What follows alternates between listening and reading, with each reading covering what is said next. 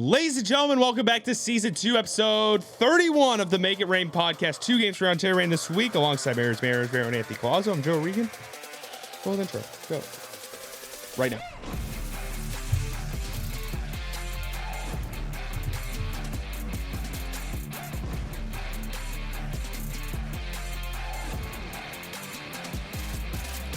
Let's keep some people on their toes. Ladies and gentlemen, welcome to Season 2, Episode 31 of the Make It Rain podcast, presented to you by GAUDY Law. We all know having a game plan is key when it comes to your family's future. Are you ready? GAUDY Law is here to help specialize in estate planning. GAUDY Law ensures your loved ones are protected from losing a ton of money in time to probate when you pass away. Just like on the ice, preparation matters. Don't wait till the last minute to make the right play. Visit GAUDYLaw.com today to start planning for the future. Get estate planning pricing and a free consultation right on their website. Taking the gum out of my mouth, sorry. It's that simple. Prices right on their website. GAUDY Law makes estate planning easy, understandable, and affordable. The link is in the description. You can visit their offices in downtown Upland. With that, ladies and gentlemen, welcome back to Season 2. People. Season 2, Episode 31 of the Make It Rain podcast. You could just skip the first minute, and here you are. Alongside Anthony Collazo, per Mayor's Manor, his very own beautiful self over there. I'm Joe O'Regan. Let's hop into the Zamboni cleaning. Happy playoffs day, and well, no, actually not a playoffs day if this comes out on Monday, but the Kings dropped game 1 to the Colorado Avalanche 2-1 the final. Hey, Panarin got on the board. Cool, I guess. They're going to look to rebound. There's going to be a lot of lineup changes all over the place. Now, hopping into the rain part of the deal, Phoenix Copley has been recalled to the Los Angeles Kings. Yes. Yeah, is this where I come in? Potentially. Oh, okay. Yeah. Man, we're all over the place. We did GAUDY Law first thing, and then you didn't even ask me how I was doing. So thanks a lot, Joe. You can screw yourself. Just kidding. Whoa. Yeah, Copley gets called up as the third goalie in LA, just as precaution, just in case, if Forsberg gets hurt or if Kemper gets hurt or whatever, or in the case of the Firebirds, someone gets sick 20 minutes before warmups. Copley is there in Colorado or in LA to help out and kind of just be the third goalie and back up. So good for him. Yep. Anyways, Collazo, how are we? Because I completely blew over that part. No, I'm doing good. I was just a little confused because it was just like you just paused and I was like, oh, wait, is this where I come in? I was pulling up some stats and whatnot. No, yep. I'm doing good. How about you? I am above ground. Let's just put it that way. Every day above ground's a great day, right, Pitbull? Didn't he say that? Yes, he did. Anyways, other stuff going down. Obviously, a lot of starters sitting the final 2 games of the season for the Reign. To absolutely nobody's surprise, you clinch the division. It was already stated pretty much that head coach Andrew Lord was going to sit some of the regular guys, play the rookies. Shocker. I wasn't expecting anything different, really, in any sort of regard that way. That wraps up the Zamboni cleaning. Ladies and gentlemen, welcome back to the Make It Rain podcast, located 45 minutes east of Crypto.com Marine, where the Kings play on that I-10 freeway. This is the pipeline for all things Los Angeles Kings prospect related, especially with the playoffs coming. Now, this is the place all AHL Pacific Division related. You'll see that in a future episode. With that, let's hop into Friday's game against the San Diego Goals Suck. It is Reign coach at Toyota Arena as the Reign commence their final homestand of the regular season. In the opening frame, it is Jerry Brown's alma mater, Cal Berkeley, giving San Diego a 1-0 lead. What does this game and Jerry Brown have in common? Brown served 4 terms as California's governor, and Ontario would put up 4 unanswered goals.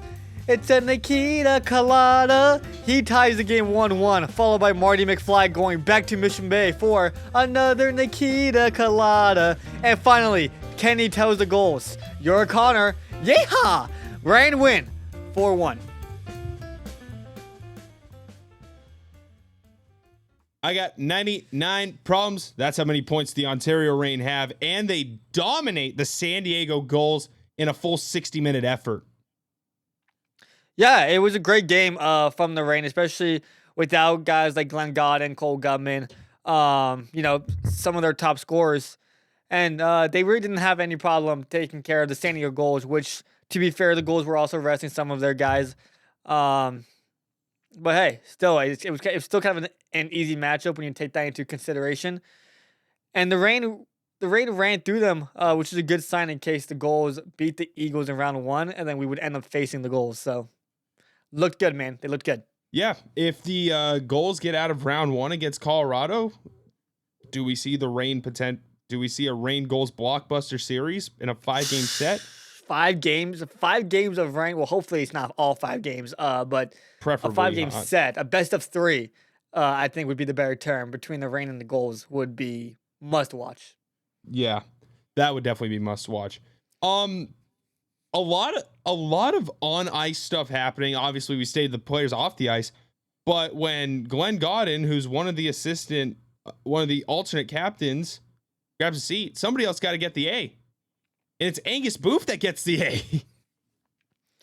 Yeah, Angus Booth rocks the A. I forgot exactly what Lord said about Booth or why he got the A, but Booth said it was Quiet leader. an honor. I think he found out the previous night that he was going to rock the A on his chest. So good for Booth, man. He's had a great season. Definitely an NHL caliber player. And I tell you what, when the Kings potentially reset their roster this offseason, Angus Booth is going to be a part of that Kings equation, man. So we better enjoy Boother with the Reign for while we have him, I should say, because he's not going to be around next year. That's for sure. Yeah, there's no way Angus Booth honestly hangs around beyond next season. I mean, that's unless Ken Holland does Ken Holland things and just dumps a bunch of money onto the defense again, which I don't think it's going to happen. Rolling through this game, this could pretty much be a 3-parter because we have 3 points here that all are results of dirty plays. Nikita Alexandrov, his second goal. Julia, play that goal. Damian Clara, by the way, Italy goalie from the Olympics, goes stick out and just trips Nikita Alexandrov. He goes borderline face first into the boards, and gets up fairly gingerly, to say the least. So that's tech, not cool. Atu Yamson goes down awkwardly. It almost felt like they were targeting him all game. Not cool. And finally, the third period comes and San Diego and Tucson are not that close in terms of distance and proximity.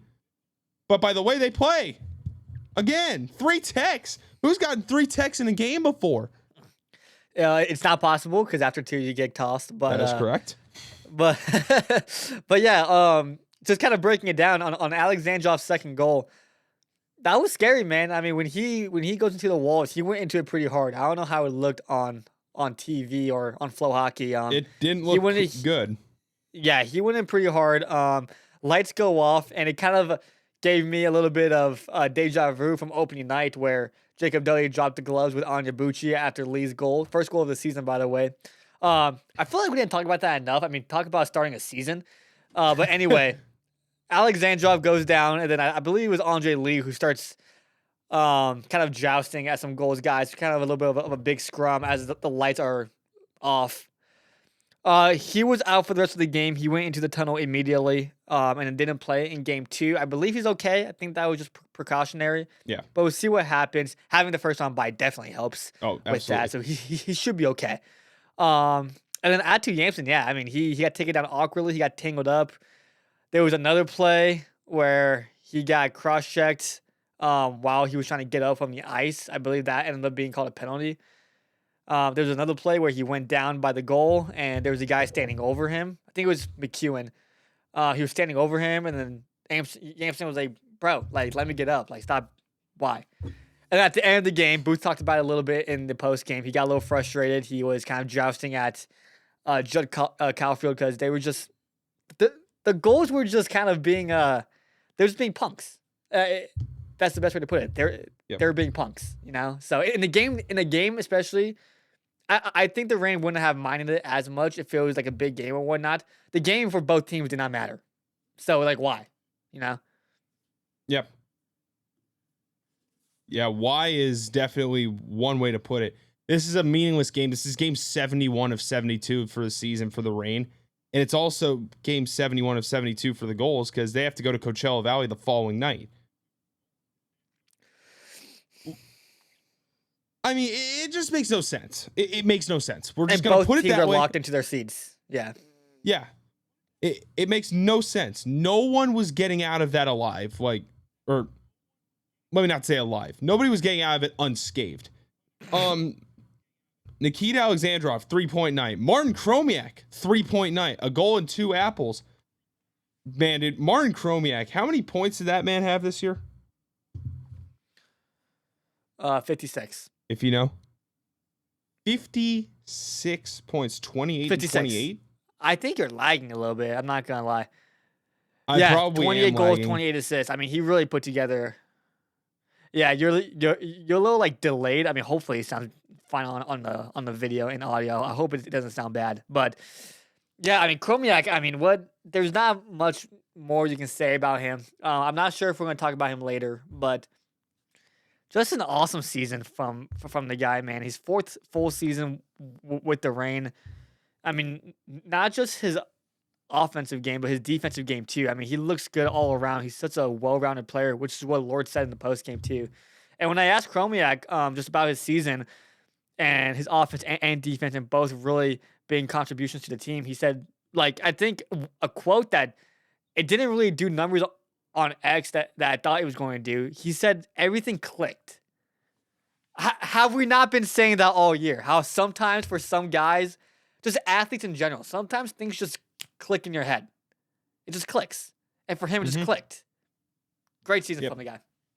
Yeah, Martin Chromiak might actually go down as the Reign's team MVP. We'll talk about that a little bit later in the episode. I don't even have that on the podcast notes. My bad. With that, let's hop it to Fan Appreciation Night, the final game of the season. It's a Saturday night inside Toyota Arena. Huge crowd on hand as the Reign look to eclipse 100 points for the first time in franchise history. Although they're in last place, Abbotsford has been ready to go. Ben Berard and Bennett Skimmick score a couple goals in the first period, and that is all they need. 100 points slips straight through Ontario's fingers. I know Collazo had a song reference, probably ready for that. I know this part. Now it's time for the Calder Cup playoffs. Who cares about that game where the winner takes it all? Def Taxes and ABBA when we play Abbotsford. Funny. Yeah, you're supposed to sing "Slipping Through My Fingers" for the Ontario reference, but it's okay. It's all good. Yep. Yuri Patura turns in a 25 save shutout. The Ontario Reign drop it by the final of 2-0. And man, wrong time of the year for Abbotsford to start winning games. We'll put that in short. Yeah. And then the following day they go beat Coachella Valley. So spoiling everybody's party. Yeah, I mean both teams were resting guys for the playoffs, but that's who was I guess Abbotsford would take it. No. I'm talking about the Reign and the Firebirds. Oh. Both their wins. The team just didn't look the same without Connors, Booth, Kirsanov, Alexandrov. All were out. Even Novikov, who's actually been playing a really good game the past couple weeks, he was out. Portillo looked good, which is all you can really ask for before the playoffs. But at the end of the day, like, I don't know if you have too much to say on this game, but like, who actually cares? They were playing their B squad. The lines were some makeshift lines. I'm pretty sure Angel Lord legit like threw a bunch of names in the hat. Legitimately, yeah, exactly. Like, he probably actually did it. He had Chromiak playing with Zemer in this game.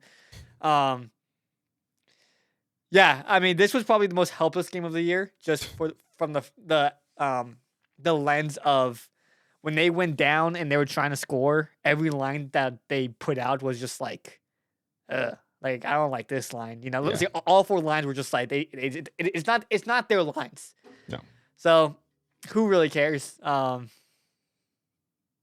Yeah, I mean, it just makes Logan Sofranco look really smart because he hit the money with the wins. So yeah, from episode 20, no, it might have been a little bit earlier. It was something down that line. February. February, yeah, and he hops on the podcast We forgot to talk about this on Friday's game. Make It Rain podcast got a shout out at a Rain game. Yeah, that was pretty cool. From Logan too. Predicts the Rain will win 47 games. The Rain finished the year 47-20-5. On the money. Boom. In stride touchdown. Logan correct. Logan profit. Did he say the Rain would win the Stanley Cup or the Calder Cup? Not the Stanley Cup. Big difference. Man, hopefully he did, man, because I don't know. I mean, it sounds like you have plans for this episode. If you don't, I mean, this is going to be like a 20-minute episode, so I don't know. Yeah, we're going to find out. So just letting you guys know, I don't know what Joe has planned. He didn't put it on the notes. I did all the notes today. After a 6-hour shift at In-N-Out. We're recording at midnight right now, so thanks, Joe. Anyway. Anytime. But yeah, the team looks good right now, even despite the loss. Again, I don't know what we're going to talk about, but I'll get this out of the way now. The team is so primed for a deep playoff run. Their only bad little stretch this entire season was when they went on that 6-game road trip, and they acknowledged that being away from home, that long road trip kind of messed them up. They weren't able to work on things because they were traveling so much. Yep. And they got away from their game a little bit. With home ice running through Ontario in the Pacific Division, and on top of that, if Grand Rapids gets bounced in round 2 or round 3, in the first 3 rounds, essentially, it runs through Ontario. Yep. The entire West runs through Ontario. So it's a good problem to have. They play great. They played great at home. Before this game, they were on a 13-point home streak. They were on a 6-game win streak. Let's go. And the Rain post the second best record in the American Hockey League on home ice, only to trail to the record-setting 56-win Providence Bruins, who won one more game than them at home. Yeah, they are a wagon. They're going to be there. They're the team to beat. They're going to be there. I mean, they are the team to beat. Unless like something just goes to hell immediately with them, they will be a force to be reckoned with. They will probably steamroll the entire Eastern Conference. And dare we say win the whole thing. Obviously, we hope the Rain win the whole thing, but if we're going to sit here and be a bunch of realistic people, this is the Providence Bruins Cup to win/lose. Like, yeah. They are in full control of their destiny, pretty much. One more thing on this game, 0 for 5 on the power play. I mean, who cares? Who actually cares, like Collazo said earlier. But holy smokes, the lines got shuffled. Like, we just ran through a bunch of deck of cards and just... Yeah. Like, we had Brustevich running a power play. We had Hickett's running a power play, quarterbacking a power play. No Glenn Gaudin No Glenn Gaudin this game. Or no, my bad. No, Glenn Gaudin did play this game. Excuse me. No Connors at the bumper. No Nikita Alexandrov. So Yamson slides up to power play 1. Everything was a mess in terms of the special teams department. Just messing around, I guess, testing the system, testing this. It almost felt like Andrew Ward was throwing stuff at the wall and hoping it sticks. Borderline, it feels that way. I'm going through the notes right now, and I saw what you put for the eliminated teams. We'll get to that momentarily. With that being said, 19 minutes into the episode, let's head to the rain weather report. I'm giving you the 100%. Who do you have? Sure. We are about 10 minutes ahead of schedule, too. So, yeah, I mean, I'll go Martin Chromiak. I mean, especially for the whole season, 28 goals, 28 assists, 56 points. Like you said, it's not crazy to say that he's the MVP of the team. Which, by the way, when you put that poll out on Instagram, you didn't put his name on there, which is kind of crazy. Even on Facebook, people didn't vote for him. I told people to comment other people on Instagram if you wanted to comment someone else. On Facebook, I just put one person and then had everybody else add everything in. And people didn't say Chromiak either, which is kind of shocking to me. And Yeah. also, a lot of people say Gutman, which is crazy. That's crazy to me. Cole Gutman was the winner for the team MVP. that's crazy to me. Yeah. I mean, I could see where some people's heads were at, like in terms of the most quote unquote streaky player for the Reign. My gosh, there were just some weeks where Cole Gutman could not be stopped. Oh yeah, it's unbeatable. Like there was that stretch in December where he put up a 7-game point streak. He put up, I think it was 9 points in 10 games in March. Like Cole Gutman was very, very effective for the Reign in and throughout the year. Yeah, I mean, we'll roll through the rest of the awards after everything else. No, yeah, for sure. But yeah, Chromiak, just great season for him, for a guy who has gone through so much adversity in his Reign career. A guy who was really looked highly up, or talked highly about, and was just kind of forgotten about, you know. Mm-hmm. And then toward the end of last season, kind of clicks for him. Coming into this season, everything went right for him. So I'm very happy for him. He's a great guy. Yeah, great season for him, and hopefully that rolls into the playoffs. Yeah, no doubt about it. Wow. Man, I got no shortage of people to pick here for 50%. Yeah, you know, I mean, he only played one game, but I'll take Nikita Alexandrov at 50% for 2 goals and an assist on Friday. This guy's starting to get playoff tuned up, and we are hoping we get, if the Reign are going to win games in the playoffs, you need an offense right now that runs through Nikita Alexandrov. Whether that is by primary/secondary assists, whether he's setting up plays, primary assist, finding the dish down low, or whether he's just shooting absolute clap bombs from the right circle. Whatever it might be. We're going to need that man by time the playoffs come. He cannot be a minus 10 or 12 player, whatever he was with the Reign. He can't be that. He's got to be able to defend as well. Consider this a challenge. Yeah, I mean, him and Chromiak are tied for the team leader in points with 56. 16 goals, 40 assists this season. With the Reign, 48 games played, 13 goals, 29 assists.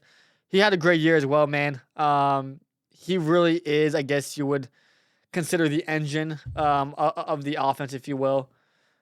Great with the puck, good tracking, good puck protection.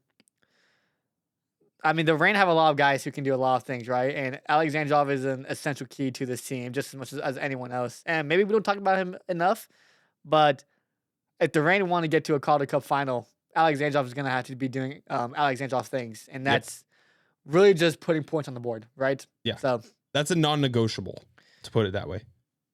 Who do you have at 0%? If you can't think of anyone, I can help you out.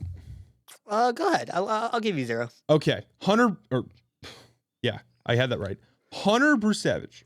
Not Hunter. Henry Brusevich. I was thinking of Calgary Flames defenseman Hunter Brusevich, aka his brother. Henry Brusevich, you need to stop taking penalties, my guy. He has a lot. He has 3 penalties in 3 games? 4 penalties in 3 games? He's played 5 games. I think he has 8 penalty minutes. So that would be 4. 4 and 5. 4 in 5. If you are going to play in the playoffs, you just can't do that.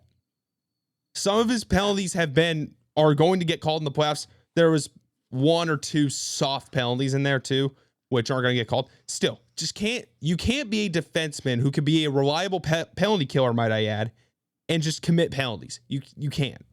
I got it. The guys are bigger. You're 19 years old. You're coming from the OHL. You're younger than me. I'll take my L on that part. It's just, you got to tighten it up a little bit. Just a little bit. Yeah. Take it as a soft 0%. That's what I'll say. I mean, he's still young, 19 years old, so he's still kind of figuring it out. But against San Diego, gets caught for a hooking this week. Against Abbotsford, gets caught for a cross check. I think his first penalty was an interference, and his second penalty was I'll pull it up right now. He got called for an interference penalty for his first call, and then the second call of that game was a slashing. So he's been called for an interference, a slashing, a hooking, and a cross check. He's just going around the world. My gosh. How many different penalties can we commit in one season? If he played a full, let's say for a defenseman, maybe like 68 games, maybe. I mean, yeah, he would commit a lot. But again, he's young. He's still kind of figuring it out. Yep. I guess that's why he's playing with Hicketts, right? Yeah. So if there's anyone you're going to partner him with, it is Joe Hicketts. So and he's going to play. Like Bruce Devich is going to play. So like you said, like he can't be doing that in the playoffs because they need right shot defensemen.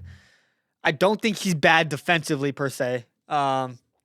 Just gotta limit the penalties and maybe don't pass the puck up the ice. I mean, his first pass recently has not really been great. Like just get the puck to Hicketts and let him do the work for you. Yeah, he's got to be really good when it comes to that stretch pass, that initial pass, especially in the playoffs. He's probably the best guy that can do that right now. He just takes too many risks, and we see that a lot from really in any sport when you go from a lower level to a higher level, especially junior hockey to pro hockey, where, I can make this pass.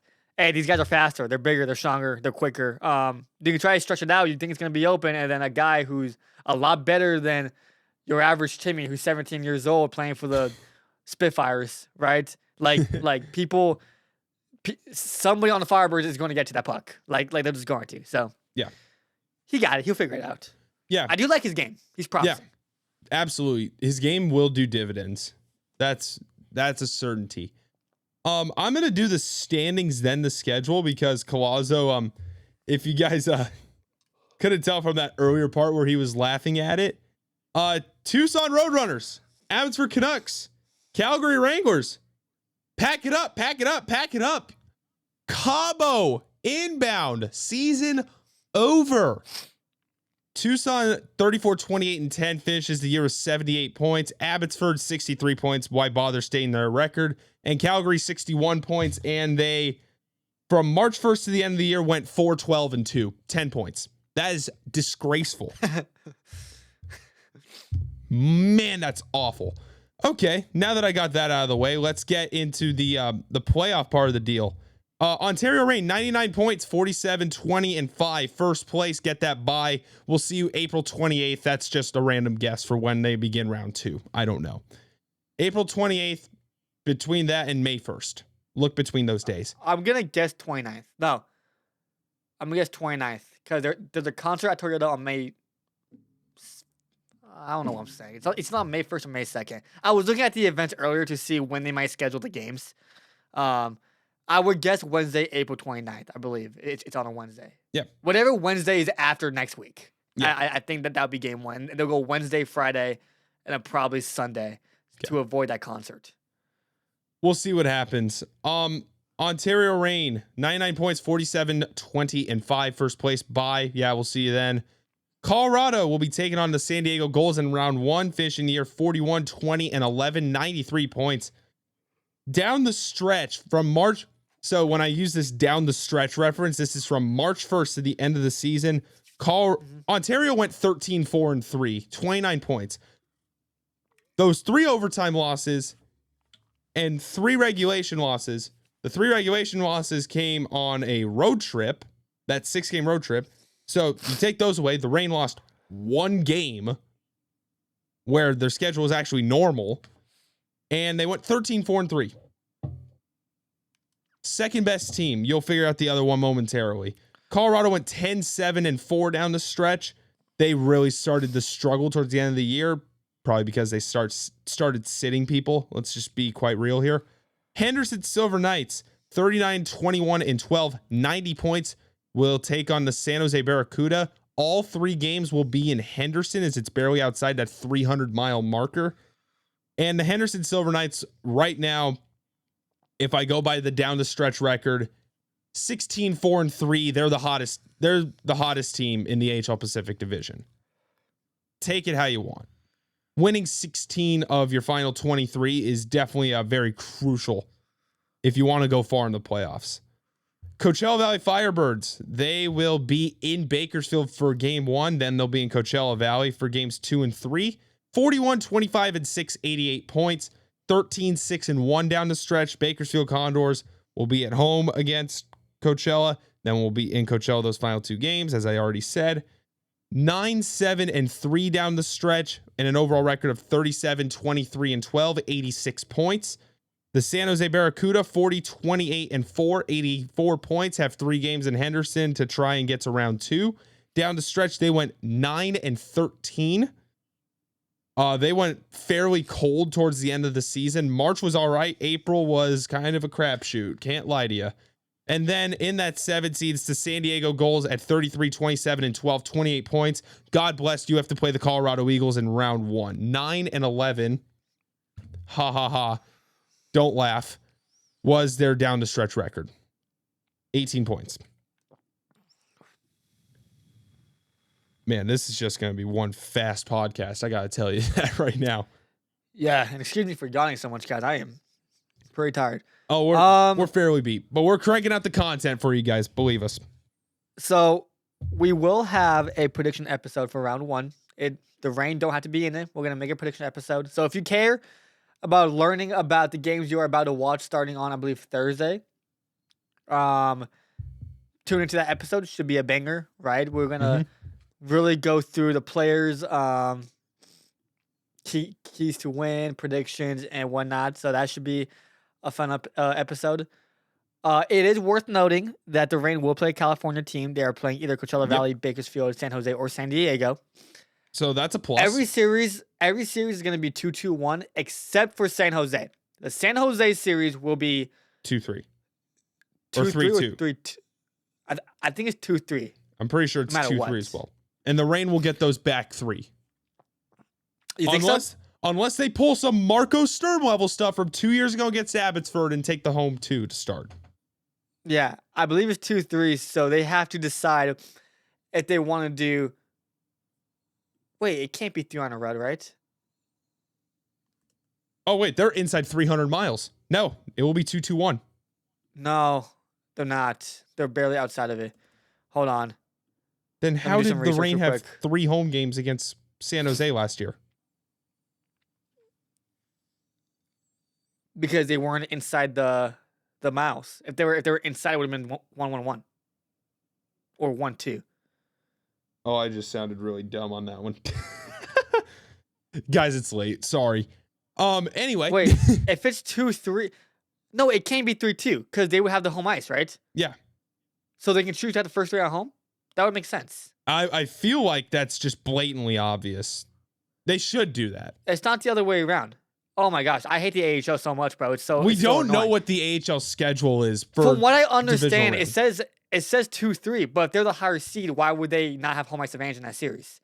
Were they the higher seed against Abbotsford a couple years ago, and they had to play 3 on the road? They didn't end up playing 3. They opted to play 3 on the road. You get the choice. Man, that was really stupid. They should not have done that. Yeah, they shouldn't have done that. Thank God they swept him, or else Marco Sturm would have been. Yeah, there would have been chance in the streets. We'll put it that way. So if it's 2-3 against San Jose, and we're just trying to drag out the episode, I guess. If it's 2-3 against San Jose, Sorry, guys. You gotta go to San Jose for the first 2. Yeah, you have to. Oh, and get the 3 back on the back half. You gotta get the back 3. Absolutely. Here's the thing: if you play those 2 games and you go down 2-0, that is just a no bueno. If it's 1-1 or 2-0, they won't go down 2-0 to San Jose. It's wraps. You don't know. This is a San Jose team that's given the Reign problems all season long, especially in that earlier months. But here's the thing: they were struggling without guys like Chernyshov, like Luka Cagnoni, like Phil Beeston, and they're all back. And they're all back now. I'm not going I'm not going to go any further because we have a separate episode coming out on that, and I will break into that a little bit more.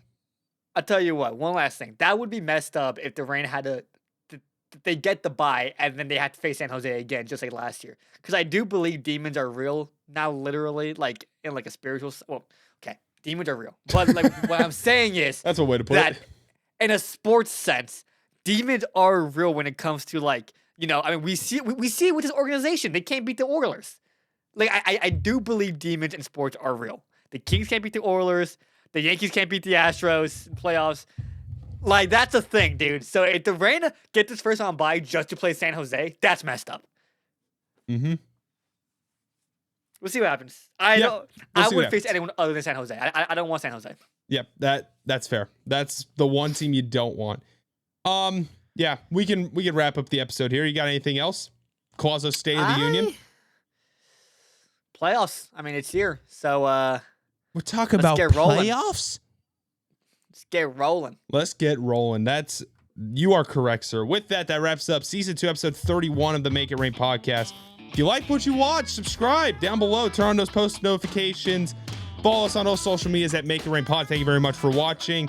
We'll see you in season 2, episode 32. We don't know when it's coming out.